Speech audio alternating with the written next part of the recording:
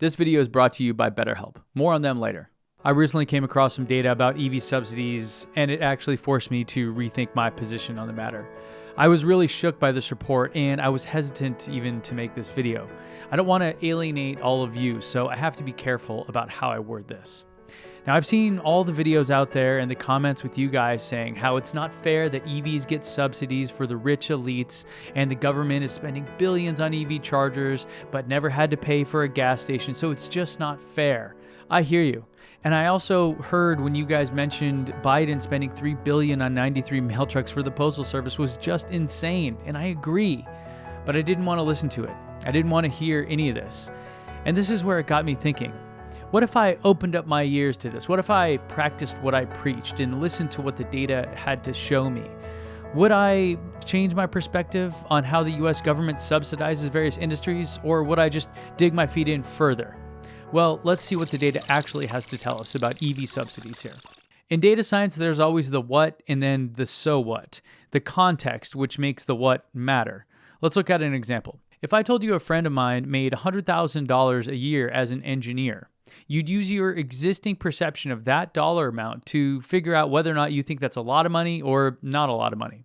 But that's just the what. What you don't know is the so what. So if I also were to mention that he's living in an apartment in New York City in a fancy area and has to share that apartment with two other guys just to make ends meet, you'd have a clearer picture of what that amount, that $100,000 means. That's the so what. So we have to know the what and then the so what in order to have enough context to find meaning in the data.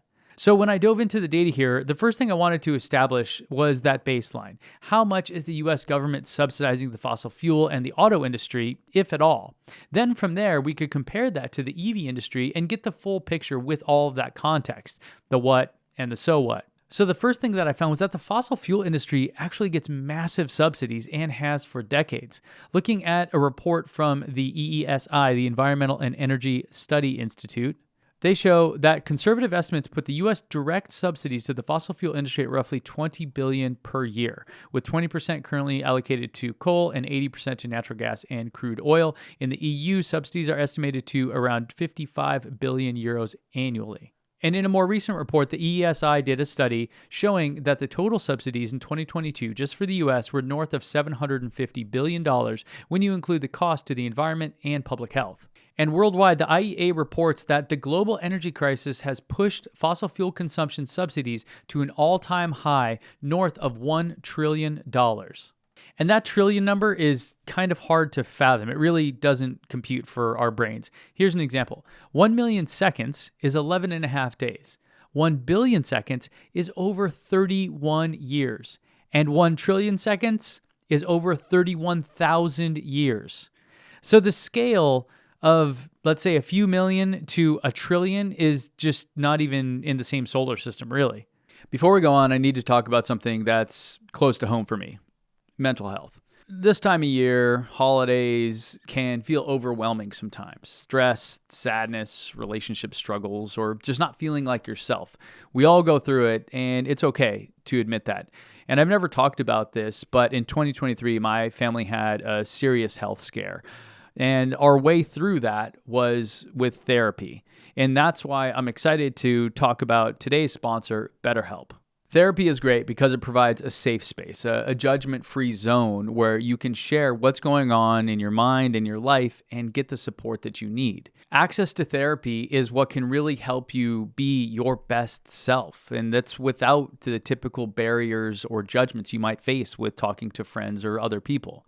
With BetterHelp, you'll get access to a trained mental health professional when and where you need them. You'll get help from an expert who's there to listen and help regardless of what you're going through. They'll give you tools to manage stress, navigate emotions, and make positive changes in your life. Think of therapy as a tool for personal growth. It helps you understand yourself better, build healthier habits, and tackle life's challenges with confidence. And what a better time to start than now in the new year. Now, here's the truth. You don't need a mental health diagnosis to get the benefits from therapy. Therapy is for anyone looking to live a happier, healthier life. Taking the first step might feel scary, and that's where BetterHelp comes in. It's actually a sign of strength if you think about it. Now, it takes courage to prioritize your mental health, and platforms like BetterHelp make it easier and more affordable. So if you're ready to invest in yourself, visit betterhelp.com/Ben Sullins to start your BetterHelp journey today. Your future self will thank you. Thanks to BetterHelp for sponsoring this video. Now let's get to the story. But what are these subsidies for? As I dove into it, trying to understand why we're spending so much money to subsidize the fossil fuel industry, where is it actually going?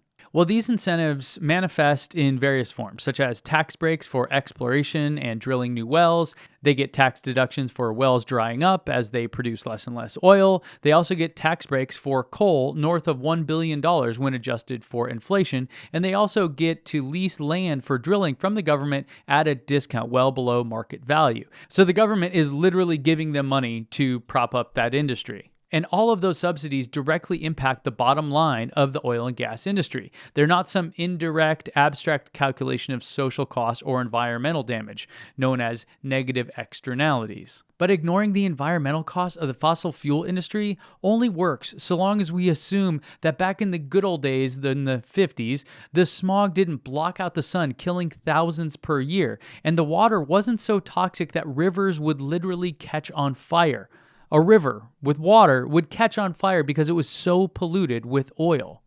It was so bad in the 50s. When you look at this video from London, people would have to use actual candles and torches in order to show cars where to drive because they couldn't even see that far in front of them.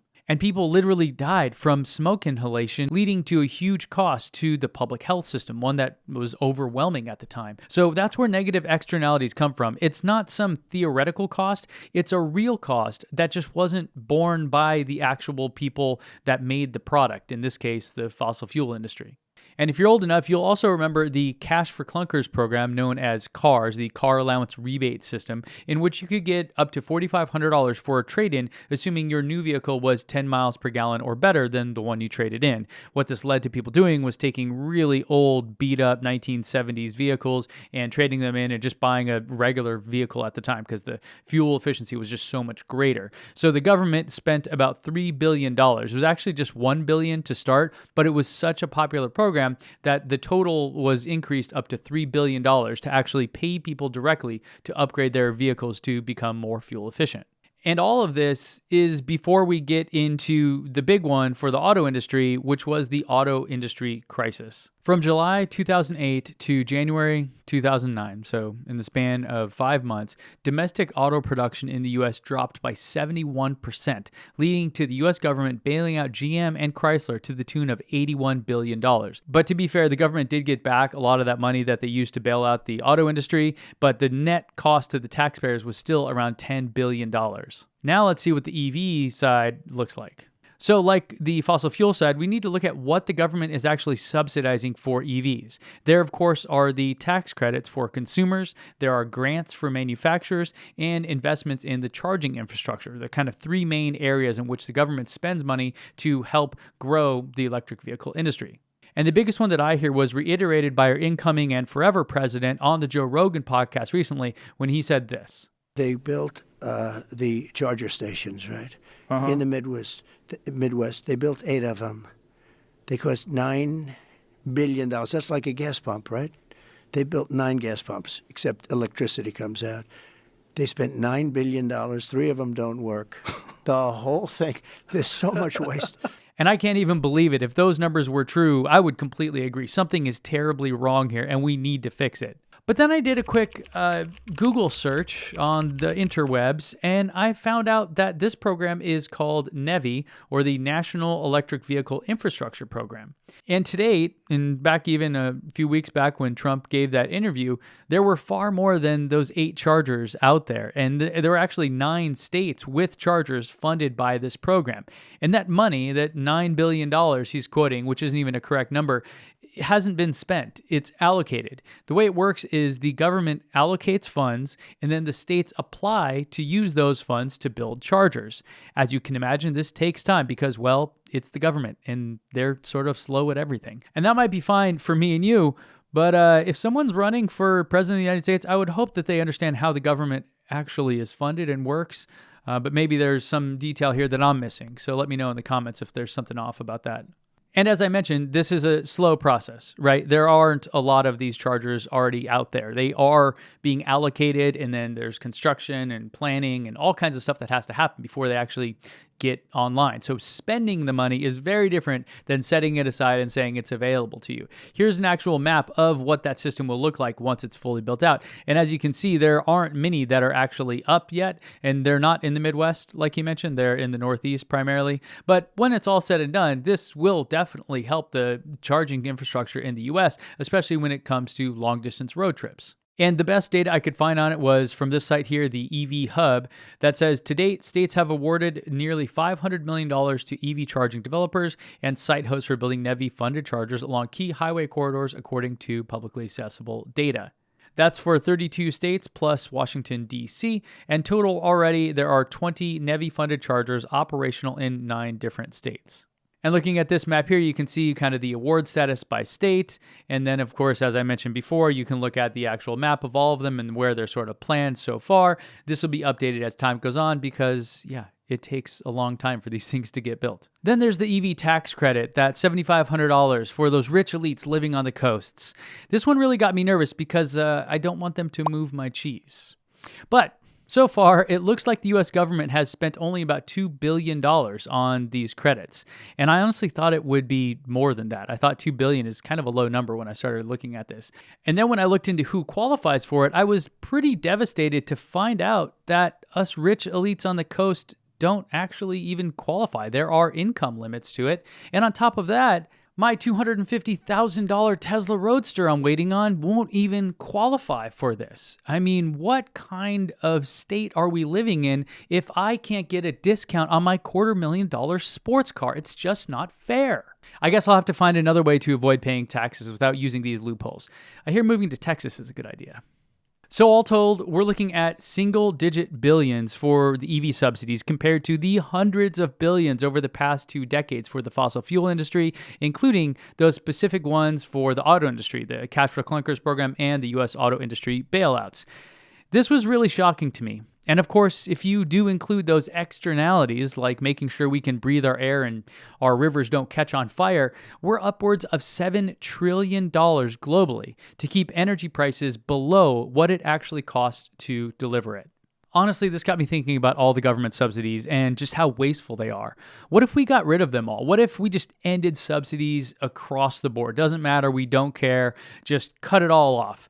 What would even happen? I mean, Elon Musk thinks it's a good idea and he's a genius, so is he right? Well, the first thing I think would happen is that energy prices would soar, as the fossil fuel industry would no longer be able to sell energy to us for less than it costs to actually make it. And if we use the logic from the IMF as to how gas is subsidized and were to kind of flip that around and not have any subsidies here in the US, that would mean our roughly $3 an average price per gallon right now would go up to almost $15 per gallon. Now, this alone would just probably be enough to get anyone that was elected fired, but who knows? Now, of course, the fossil fuel industry wouldn't be the only industry that was affected by this. The renewable industry would as well. But since renewables are far cheaper to actually bring online and deliver energy, they would probably become more popular in the long run. And looking at a report from IRENA, the International Renewable Energy Agency, we can see that 81% of renewable capacity additions in 2023 produced cheaper electricity than fossil fuel alternatives. So it's not that they're just a little cheaper, it's like they're all cheaper, basically, at this point. Now, this would be extremely painful in the short term, but it likely would honestly be better for the environment and the climate in the long run. Then with increased energy prices, you'd see a huge spike in inflation, leading to layoffs and possible shifting of production and manufacturing to other countries where it's cheaper to do so. That then would also lead to more layoffs and possibly another Great Depression. Then add in the trade war due to the tariff increases, and those campaign promises aren't sounding so good anymore. Then, of course, you have the farm subsidies. U.S. agricultural subsidies help stabilize farmers' incomes and ensure food security. Removing these could expose farmers to a greater market volatility, potentially leading to reduced agricultural output and higher food prices, making the situation even more dire for those on the lower end of the income scale. This could also affect global food supply chains, given the U.S.'s role as a major food exporter. Then, of course, are all the industrial subsidies. The government spends a lot of money in the form of grants, tax incentives, and research funding to foster innovation and competitiveness in manufacturing and technology sectors here in the US. Eliminating these subsidies could slow innovation and diminish the global competitive of the US industries. With all of those negatives, we could see a significant drop in GDP, and since the US is a major player in international trade, it could further destabilize global markets, opening the door for other countries not suffering from the current delusional thinking going around social media to rise up and take over as the world leader in so many different areas. All that's to say, it'd be a very bleak picture here in the US if they were to get rid of all of the subsidies. It's really just unthinkable that it could ever possibly happen. But of course, this isn't going to happen, not with the oil and gas industry spending over $200 billion on lobbying Congress to rig the system in its favor. So, if you were like me and felt that EV subsidies weren't fair or playing favorites for the rich elites on the coast, hopefully you've come around to see the truth here. These EV subsidies are a drop in the bucket compared to what we already spend on the fossil fuel industry, not to mention farming and other areas. And EVs, of course, have huge economic benefits. I highlighted some of those in this video over here that you need to go watch next. And if you'd like to support data-driven journalism like this, consider joining and becoming a member. You get all kinds of awesome perks like a custom emojis that you can use, a badge next to your name, and a private Discord server that we can chat about issues in upcoming videos like this one here. That's it for this one, guys. Let me know what you think in the comments, and I'll see you back here next time.